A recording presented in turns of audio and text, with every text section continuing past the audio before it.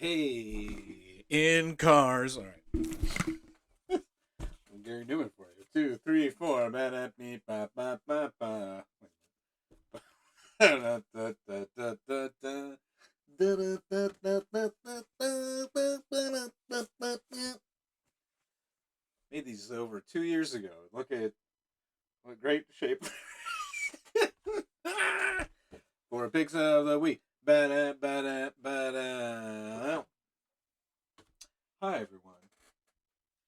My name's Jimmy. I'm home a little bit earlier.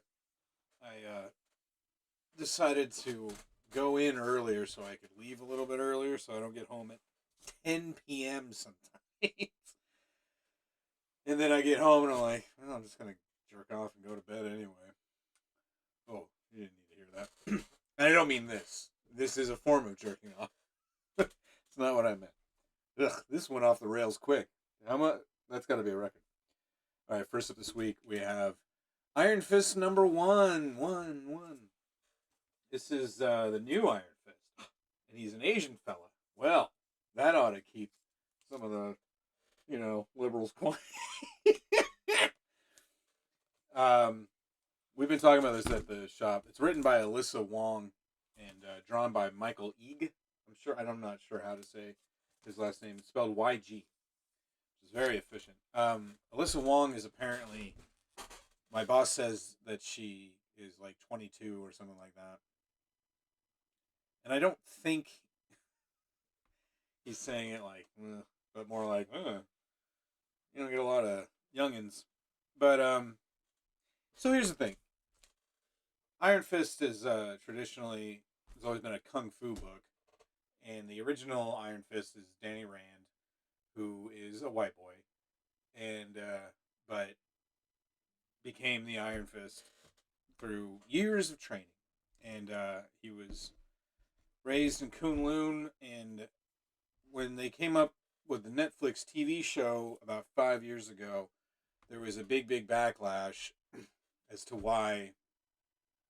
There's a big backlash against having a white guy be the main character in a kung fu story, which is honestly a legit complaint. I mean, kung fu is traditionally Asian, so to have a white guy doing it, I mean, it's not like white people can't do it. And I mean, also, Chuck Norris aside, the biggest and best lights in the kung fu firmament are always Asian, as far as I'm concerned. Your Jackie Chan's, your Bruce Lee's, grant you, with very Americanized names. So there was a big fit, and it all kind of was a bit of a tempest in a teapot, especially because that show bombed, and they never made another one. I like Danny Rand as the Iron Fist. I have no problem with it. If Shang-Chi, or Shang-Chi as I've been mispronouncing it my whole life, in an equally as popular book, if not more so, because Iron Fist, eventually, they had to team him up with Luke Cage, the Power Man, in order to keep his book going. Because I guess they didn't feel either of those guys could carry a book on their own, but Master of Kung Fu was all a solo act for as long as it was. So, I mean, I don't know. It's really cynical to just be like, this is another diversity hire. But I'm not as cynical as I used to be, oddly enough. And I mean, this cover is super good. So, I don't know. Maybe it'll be really good. And also, frankly, what really, when it comes down to stuff like this and people get bent out of shape, is what I always keep in mind is Danny Rand is always going to be the Iron Fist to me. Just like Hal Jordan is always going to be the Green Lantern, even though there were Green Lanterns before and since. I mean, Logan wasn't even Wolverine for a few years. Still never really was like, yeah, they're always going to be the same. And eventually they'll bring Danny Rand back anyway. Who am I talking to? Who am I ever talking to? It doesn't matter. Also, this week I got The Lion and the Eagle number one. Now, usually I read these oversized books first anyway, just because they don't stack very well. But this one is by Garth Ennis and P.J. Holden. Garth Ennis is already my favorite writer. I've discussed that a million times. This is another war book. It's drawn by P.J. Holden, who drew String Bags, which was one of and it's his last war book. So going in, I know it's going to be good. And this is a Tim Bradstreet cover. El Cajon, California's own Tim Bradstreet, in fact. And yeah, I'm super stoked on this. I think it's just or it might be a mini actually. I thought it was just a one shot, but I think it might be a mini series.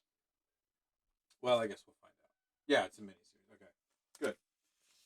Um, yeah, I'm always on board for a Garth Ennis war story. What more needs to be said? Not much for picks of the week. Ba-da. No, picks of blah blah blah. Ooh, I'll make this a quick one for a change. What? So this is just this Tuesday, in fact. Very fun week for comics. I read Secret X #1, super good, tons of fun. Teeny Howard is really been killing it on Excalibur, and what this book has that Excalibur doesn't is way more fun. Excalibur is not fun, but Excalibur, especially since the X of Swords crossover from a couple of years ago now, I guess it was. Very heavy on the Otherworld stuff, or not? Is it Otherworld? Yeah, very heavy on the British stuff, oddly enough. And not that I have a problem with that. It's just this was a different story. So you've got Sunspot Roberto Acosta here, one of the original New Mutants, and he has been given this sort of secret mission from the Shi'ar to find the kidnapped princess, I believe. And so he gets together, and this is very like him and Cannonball have been best friends since New Mutants, and especially over the last, I would say, 10 years or so, their dynamic has been very buddy cop, and I'm all for it. All the other characters, um, Tempo, whose name I keep forgetting, Marrow, whose name I believe I forgot last week, fun additions, but I was super like the rest of these are all Boom Boom, strong guy, Forge, Banshee, Armor, all characters that I'm more familiar with. These two are kind of like, oh, they've never really been on team before. I think Marrow has, but not in an era that I was paying particular attention to. So yeah, it was really good. There was a little word puzzle. We had to unscramble some words, and I did it. Like I didn't write it in the book, what? But I did like do it. And yeah, it took the time to do it. It's fun. Everybody's on the Wordle now. Who gives a crap? Also very fun.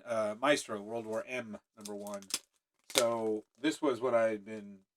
I did say I was like, I think this is the Human Torch, but it doesn't look. It's actually Jim Hammond, the original Human Torch, and yeah, Namor and the Abomination, and so it's something of a Defenders. Well, Namor and Hulk were the only Defenders, but yeah, this is really good. So in the previous series, I believe it was in the previous series, there was an AIM compound in Los Angeles that the Hulk ordered destroyed, or the Maestro, I should say. But what he didn't know is the Abomination was actually living there. So Namor and the Torch have enlisted him to help fight Maestro. So this is going to be the Maestro's sort of last stand. Now, this feels like it'll be the last one of these for a while, which is probably for the best. Because honestly, I've liked how much they've squeezed out of a 2 issue um, prestige series from 30 years ago. But they've gotten a lot of mileage out of it. And I love it. It's post apocalyptic. It's what if everybody dies, sort of a thing, and that's always going to be fun. But this does feel like it's winding up, and it probably will be a good place to stop, at least for a while. I mean, one of the great things about superhero comics is that you can keep coming back and doing stuff over and over again, and dorks like me will keep buying it. Um, so there's that. Also, there was a very nice write up. Peter David wrote up a thing about George Perez, and I don't think I've talked about this on this show, have I? Um, Great artist George Perez, very well known for his work on the Avengers and the Teen Titans, Crisis on Infinite Earths. Um, I think those are probably his big three. I want to say because he had an early Avengers run that everybody loves. Crisis was a big deal for the DC universe, as was his Teen Titans with Marv Wolfman, who also wrote Crisis. And he also drew the Hulk Future Imperfect. Recently, George Perez announced that he has late stage cancer, and instead of going to chemotherapy, he's just punching out.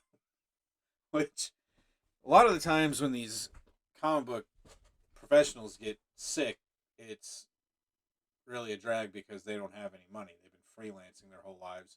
They might have insurance, but they certainly don't have, you know, corporate insurance or whatever, I guess you would call it.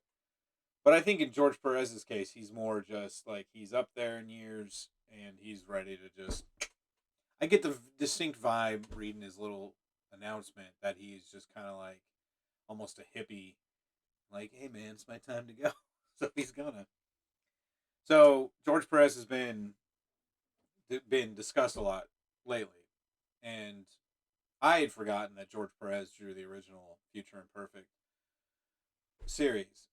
And Peter David tells a pretty cool story in the back, and he says that Bobby Chase, who was an editor at Marvel, was his editor on Incredible Hulk, had been working with an artist that he didn't name, but that Frank and I figured out, or Frank mostly, figured out was John Byrne. And Peter David says, oh, Bobby Chase has been working with this artist who is very well known for their post-apocalyptic work, Days of Future Past in John Byrne's case. So can you think of something like that for the Hulk? And Peter David was like, yeah, actually, I have some ideas. So he came up with Future Imperfect. The unnamed artist dropped out. And the fact that he wasn't named is probably because Byrne's really a dick. And so he probably dropped out for some dickish reason. And, Peter David was one of the fan of the fire. But he's like, all right.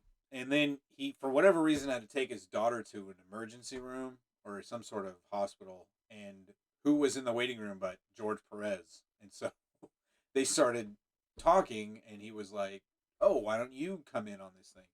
And George was like, sure, yeah, that sounds great. Peter David goes and he calls Bobby Chase, and he goes, hey, I found an artist for this story. And she's like, that's not your job. You're not supposed to hire artists. But he goes, but it's George Perez. And she went, oh, okay. Which is, yeah, that's what any smart editor's reaction was. And Bobby Chase was, I don't know what she's doing anymore, if she's even in comics anymore. I keep meaning to look her up. But yeah, she's one of the better editors to come out of the big two. I think she was at DC for a while also, although I always knew her as a Marvel editor. Anyway, that was a fun little George Perez story. Also this week, I didn't show this last week, but this week I read Avengers number 53, which was super fun. Kid Thanos and Doctor Doom, Sorcerer Supreme, basically invade Avengers headquarters and give him quite a beating. The fight itself kind of comes to a draw, but then the Avengers kind of get screwed at the end. But that's not the reason I'm bringing this up. There's a letters page in this issue, and look who had his letter printed. Oops, I didn't mean to give you the finger. Yep, that's me. Another letter published in the pages of Marvel Comics. Way more than I ever did when I was a kid. And I was just, after Avengers number 50, which I discussed at length here, after I read that, I dashed them off a quick note. And I write them all the time.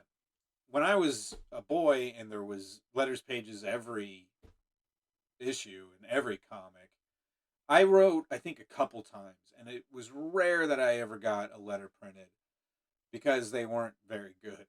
And because that was back when tons of people would write in all the time. Once the and not even really, the letters page kind of went out of fashion by the early 2000s, and it was kind of already on its way out, but the internet really kind of drove the last nail into the coffin, because who needs to write to the editors and have their acknowledgement when there could be another page of story or another full page ad for Gushers or something, and these dorks could complain or congratulate online if they wanted. But starting, I want to say again, about 10 years ago, you started seeing more and more letters pages coming back. I think 10 years ago, like the first couple times, but now it's actually fairly common. And with email, it is very convenient. So it's not like I have to write it down and then mail it and stuff. Although that I kind of miss that little ritual. Not really, but kind of. But with email, it's really easy. And I always keep it short.